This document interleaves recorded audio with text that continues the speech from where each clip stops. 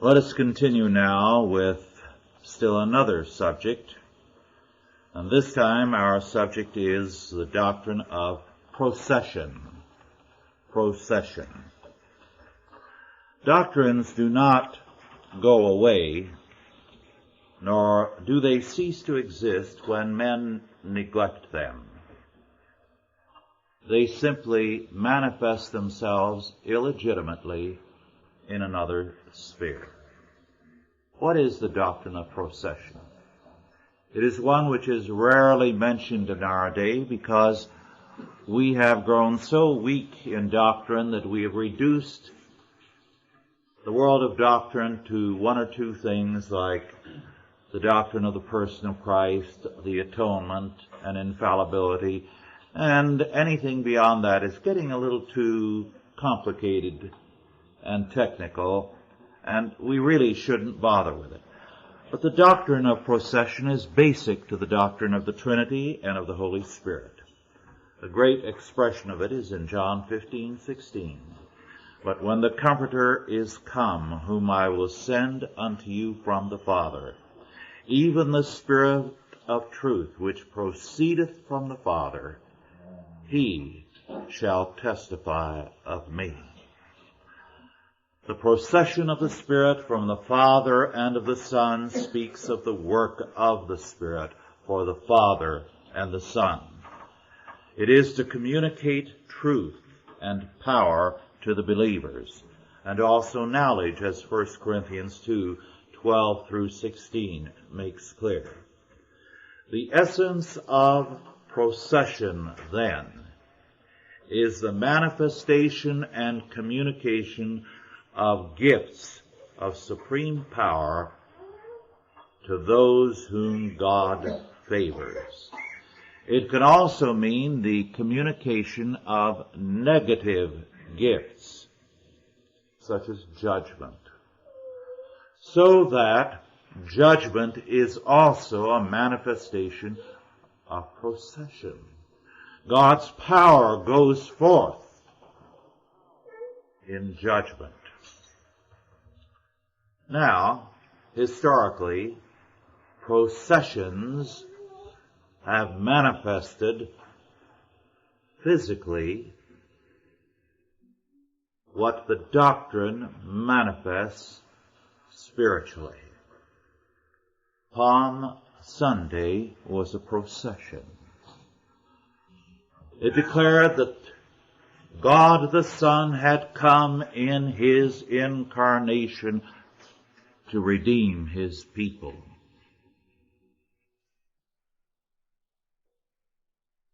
The ark was moved in the Old Testament in a procession. When Rome's generals went forth and conquered, when they returned to Rome, there was a great processional, a triumphal entry into Rome in their honor, and an arch erected to commemorate their victory, and they were in effect divinized.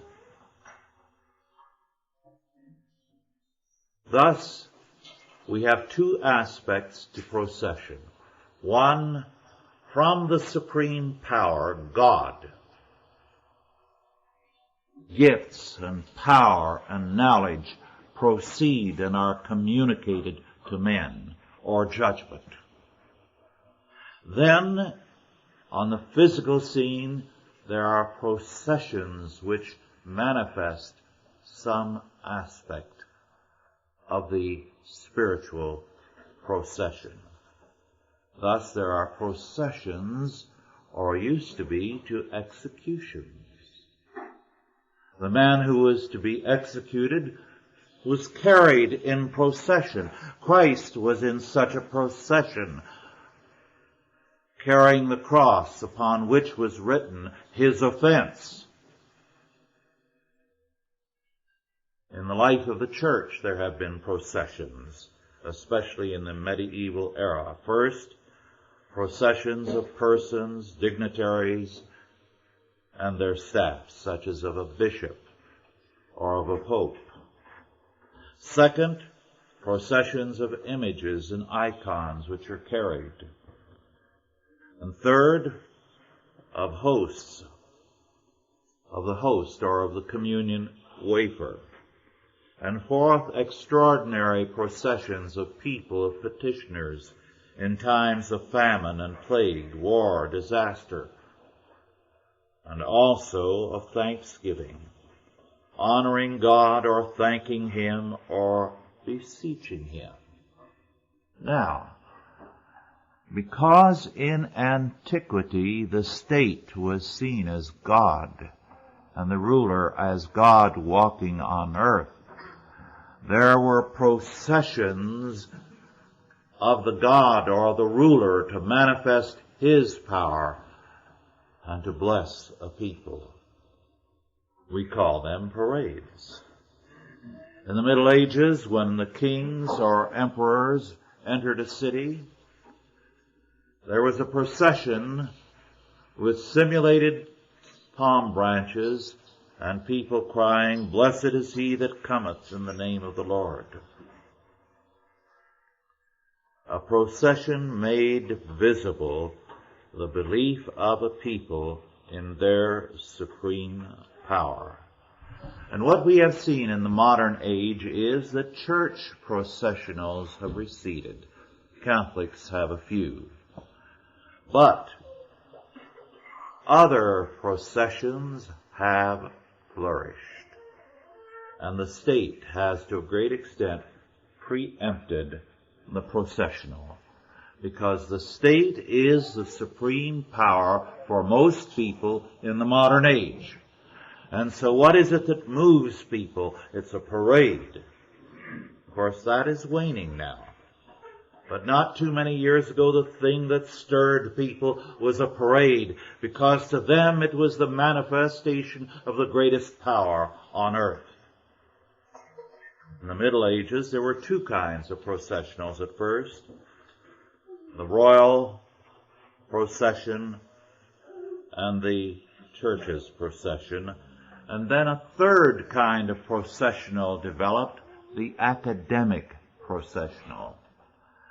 As the universities, beginning with the University of Paris, began to claim to be the voice of God on earth, the ones through whom power was to go and to speak to men. And so they presumed to tell the Pope what he should do, and the kings what they should do, and to proclaim academic freedom to be beyond the control of anyone in the world. That's what the doctrine of academic freedom is all about. And so we have to this day the gowned and robed processionals at the universities every year, at least once, whereby they declare their freedom from all earthly control and that they are the true bearers of power in this world. They should be the philosopher kings. Processionals now are almost entirely either civil or academic, even though both are losing ground. In this country, a processional by the church would get virtually no response, because not many people would take it seriously. After all, the church is nothing compared to the state in their eyes. The processional was not always a formal march. It could be a public honor, as for example in the Greek Olympics, when the winner came forth and was crowned with a laurel wreath, divinizing him. That brief coming forward was a processional. We still have that in the Olympics today. Moreover, today, the charismatic figure around whom a kind of spontaneous processional develops is a political figure or an athlete. We no longer have crowds coming around a religious leader when he appears in public, as was once the case. The appearance of a John Knox in our midst would not create a great gathering of people around him. But the appearance of Reagan on a street creates a great gathering. The appearance of some prominent athlete brings people together, and you have a spontaneous procession because people follow the source of power, of authority in a society. And you have a spontaneous procession. Power is worshipped by the people. Moreover, it is interesting that the direction of the processional has changed. In the Bible, the procession is from God the Father and the Son through the Spirit to man. And it changes man. In John 1, verse 13, we are told that as many as believed him received power to become the sons of God, not by the will of man, not by blood, not by anything from the human scene, but entirely of God. But the modern processional is from man to God, upward. Man divinizing and seeing a humanistic kind of incarnation of power in an agency or in a person. The faith of the Tower of Babel, in other words. Ladder buildings, ladder elevation of people, so that when they reach an eminence, they represent a concentration of some kind of supernatural or charismatic power. A procession is related to a sacrament. It is a visible sign of a fact of being. It celebrates either man or God. The Christian procession has receded because man's faith has waxed cold, and no attempt to create a physical procession can alter that fact. Because the processional is personal.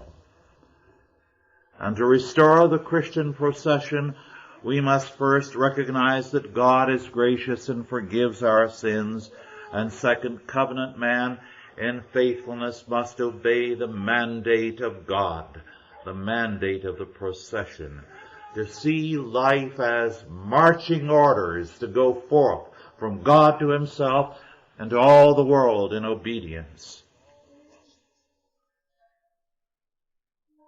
Our Lord says, "But ye shall receive power after that the Holy Ghost is come upon you, and ye shall be witnesses unto me both in Jerusalem and in all Judea and in Samaria and unto the uttermost parts of the earth."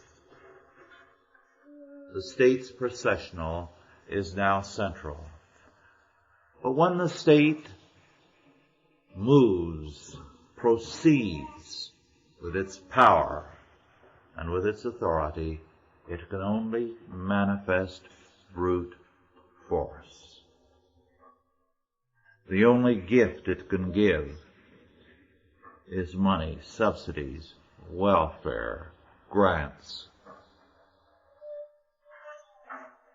It cannot give grace. It cannot give power.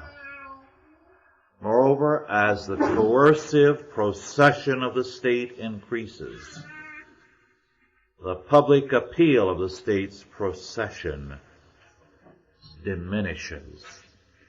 And so, as the procession of the state has become more and more powerful, the authority of the state has progressively weakened.